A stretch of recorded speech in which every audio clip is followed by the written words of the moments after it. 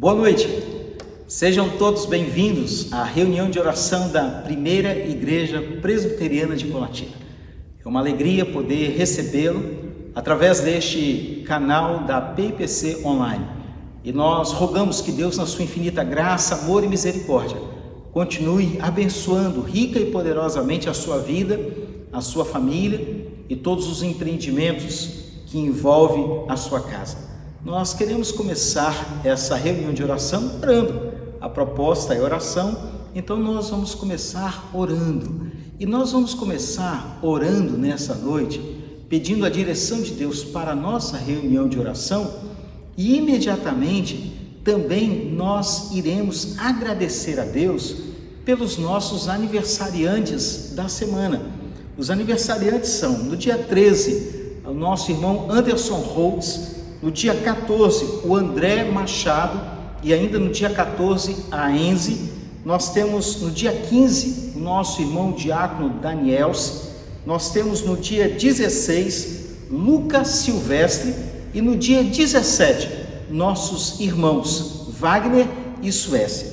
Vamos agradecer a Deus, vamos orar ao Senhor, vamos suplicar a bênção do Senhor sobre a nossa vida neste tempo que passaremos juntos, bem como em toda a jornada que o Senhor tem reservado para nós. Falemos com Deus.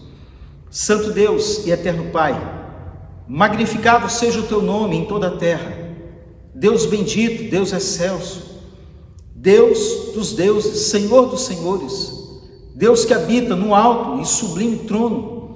Mas a tua palavra nos diz que o Senhor também habita com o abatido e o contrito de espírito. Ó Deus, nós suplicamos nesta noite que o Senhor possa abençoar a nossa vida através da nossa reunião de oração. Nesse momento tão especial, quando podemos erguer ao Senhor a nossa súplica e também, ó Deus, estabelecer diante do Senhor a nossa gratidão por todos os benefícios que o Senhor tem operado para com as nossas vidas.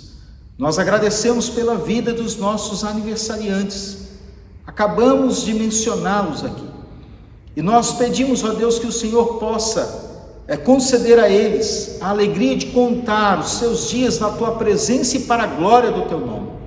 Obrigado a Deus por essa oportunidade tão preciosa que temos, ó Pai, de falar com o Senhor, de ouvir a tua voz, de estar, ó Deus, em comunhão com os irmãos, através, ó Deus, deste mecanismo tão maravilhoso que a tecnologia providenciou para nós.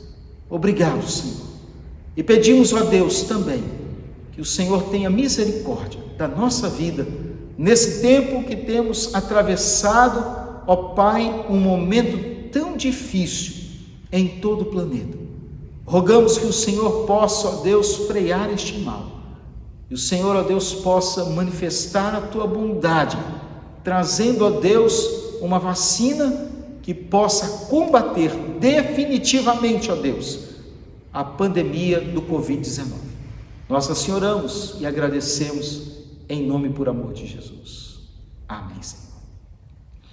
Meus amados irmãos, por esses dias eu estava pensando sobre as dificuldades que nós enfrentamos quando então histórias ou versões de histórias, de notícias, chegam a nós de forma errada.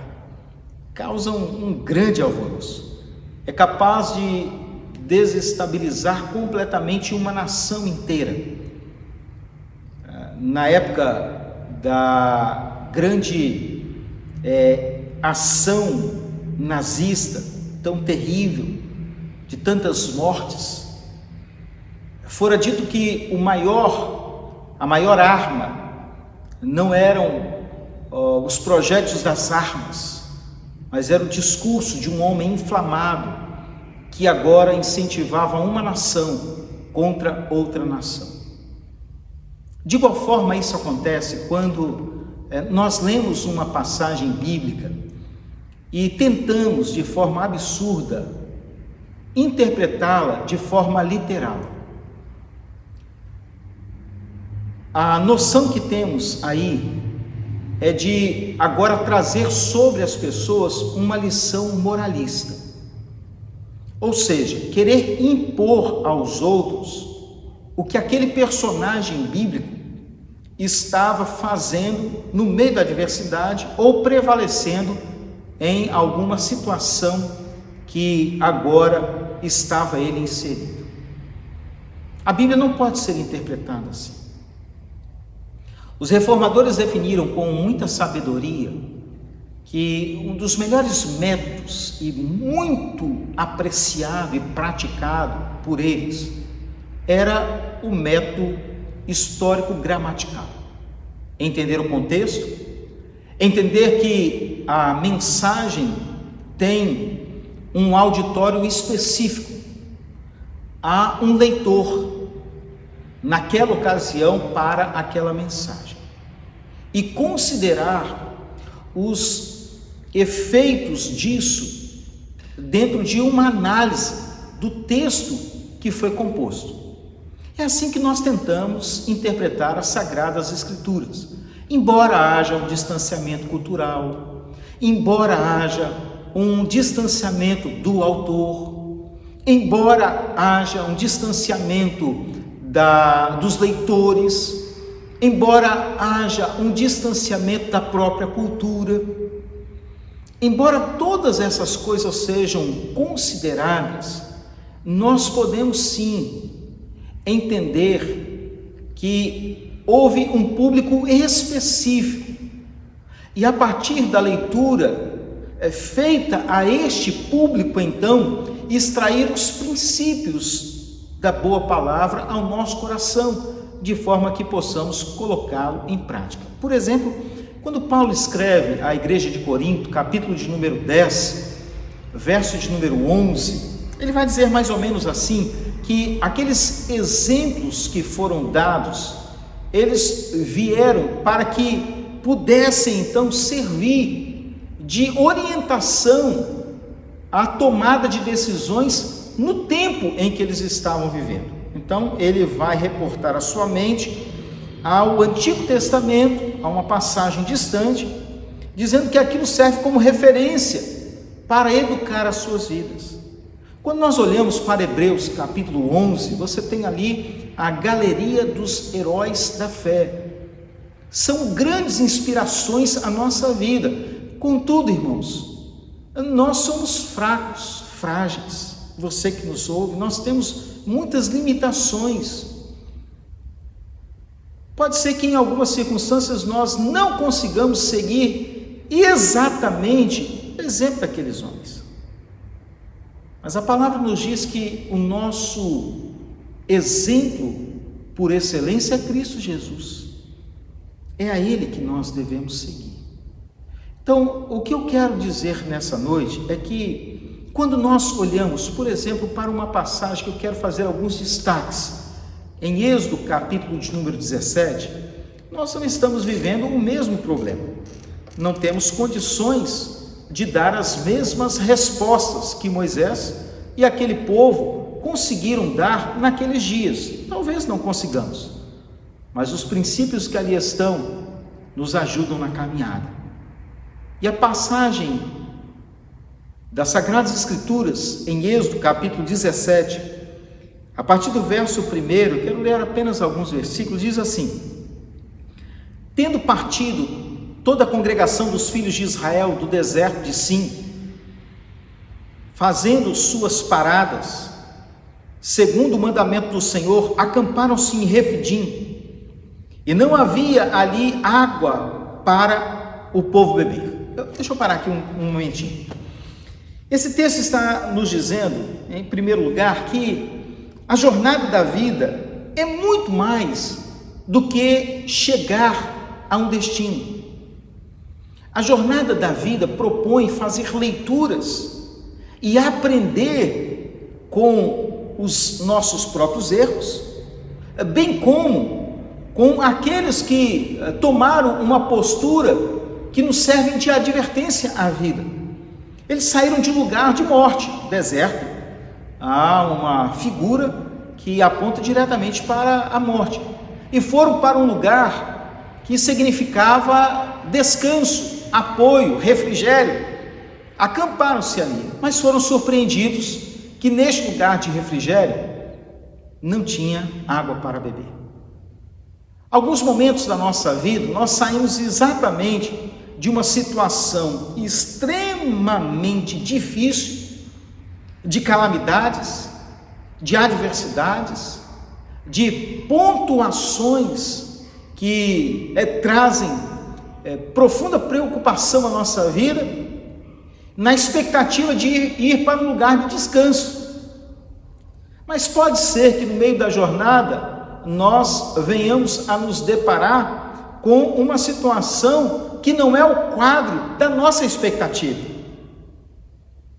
O que este versículo está nos ensinando? Esse versículo está nos ensinando que, apesar disso, nós não podemos parar. Nós temos que aprender. Nós temos que aprender com a dificuldade que nós estamos enfrentando, nós temos que aprender com a escassez de algumas coisas, nós temos que aprender com a necessidade do distanciamento social, nós temos que aprender a confiar em Deus, não apenas chegar ao destino, porque quem nos levará é Deus, aquele que começou boa obra em nós, há de completá-la até o dia de Cristo Jesus. Mas nesse percurso, nós precisamos aprender a confiar mais no Senhor, a conhecer Deus mais de perto. A intimidade do Senhor são para aqueles que o conhecem, os quais dará a conhecer a sua aliança, a experimentar o refrigério mesmo na escassez, irmãos e amigos ouvintes que nos ouvem. O segundo versículo que eu quero destacar aqui é que o texto vai dizer bem assim: contendeu, pois, o povo com Moisés e disse: dá-nos água para beber. Respondeu-lhes Moisés: por que contendeis comigo? Por que tentais ao Senhor?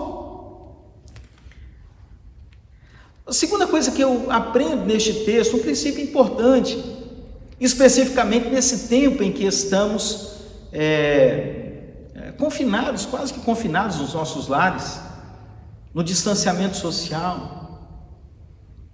As provas, as lutas, as adversidades, os problemas tendem a nos colocar em uma rota de colisão com quem nós amamos. Puxa vida, irmãos, olha quem é esse homem, é Moisés, um dos maiores profetas do Antigo Testamento, alguém com quem Deus falava face a face. Este homem havia liderado este povo do momento de grande escravidão no Egito, mais de 400 anos. Tiveram ali as manifestações portentosas do Deus de Israel na visualização das 10 pragas. Deus havia agora mostrado a eles como poderia livrá-los também da perseguição do inimigo, mostrando a Faraó que só ele é Deus sobre toda a terra. E todo o exército pereceu no mar. Deus então providenciou passarem pelo mar, Deus providenciou que pudessem ter o alimento, Deus providenciou o maná, Deus tem estado com eles. O verso de número 7 é um complemento dessa pergunta que Moisés faz para eles: por que vocês estão tentando o Senhor? Por que vocês estão dizendo assim? Será que Deus está realmente no nosso meio? Claro que Deus está. Quem nos trouxe a esse lugar, quem nos tirou do deserto de Sim, quem nos levou a Refidim, quem nos colocou na nossa casa, na nossa cidade, na situação que nós estamos, é Deus, irmãos. E nós não podemos deixar que este momento difícil, de extrema crise, possa levar as nossas emoções, as nossas atitudes, agora em uma confrontação com aqueles que nós amamos. Quem sabe, dentro da sua casa, você entrou aí em um desafeto com o filho, em um desafeto com a sua mãe, em um desafeto com a sua esposa, em um desafeto com alguém que você muito ama, e nesse momento aí de emoções afloradas, nós contendemos uns com os outros. Nós estamos dentro de casa. O momento da gente refazer os relacionamentos de forma saudável, você voltar a conversar aí com o seu esposo, com o seu filho, você que está dentro desse quadro de quarentena, especificamente. A nossa luta não é contra o outro, não é contra o outro. A nossa luta são contra os principados e potestades, contra os dominadores deste mundo tenebroso, irmãos, amigos, queridos, que nos ouvem nessa noite. Portanto, eu quero olhar para estes 2 versículos apenas, nessa reunião de oração, e perceber junto com você quanto cuidado do Senhor. Será que de repente aí você está imaginando que Deus não pode reverter esse quadro? Muda o foco em nome de Jesus. Claro que Ele pode. Jó diz que o Deus que deu os filhos, Ele também os tirou. E em todas as coisas seja Deus glorificado. Em todas as coisas. Deus os ama. Deus tem os seus olhos postos continuamente sobre a sua vida. A destra do Senhor continua fazendo proezas. É por isso que nós estamos reunidos nesta noite, nesta terça-feira, no dia 12 de maio de 2020, uma data que jamais se repetirá, para trazer à memória o que pode nos dar esperança. As misericórdias do Senhor são a causa de nós não sermos consumidos. A sua fidelidade, ela não tem fim, se estende a cada manhã. Grande é a fidelidade do Senhor. Ele é o nosso pastor e nada nos faltará. É Ele quem nos faz andar em pastos verdejantes. É Ele quem prepara um banquete todo especial para que possamos usufruir de seu cuidado paternal na nossa vida. Isso vai passar, irmão, meu amigo, isso vai passar. O tempo, eu não sei, só Ele sabe. Mas uma coisa eu sei: ainda que o livramento não ocorra neste dia, Deus, por sua graça, pelo seu amor e pela sua misericórdia, Ele há de nos conceder, como tem feito, forças para resistirmos esta grande prova. Portanto, tende por motivo de muita alegria o passardes por várias provações. Que Deus muito abençoe o seu coração. Junta a sua família aí. Ei, junta aí sua família. Junta aí e ora ao Senhor pelas famílias da igreja. Ore e coloque diante de Deus a liderança da igreja. Ore e coloque diante de Deus as pessoas que estão diretamente envolvidas no trato, no combate, na assistência, as pessoas que estão atuando no combate à Covid.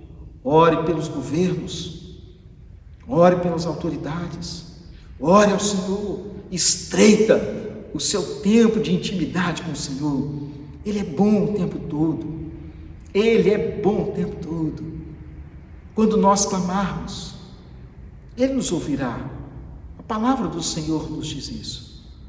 É Ele quem faz a ferida, mas a Bíblia nos diz que é Ele também quem manifesta a cura. Que essas verdades encontrem parte no seu coração e possa estar sobre a sua vida.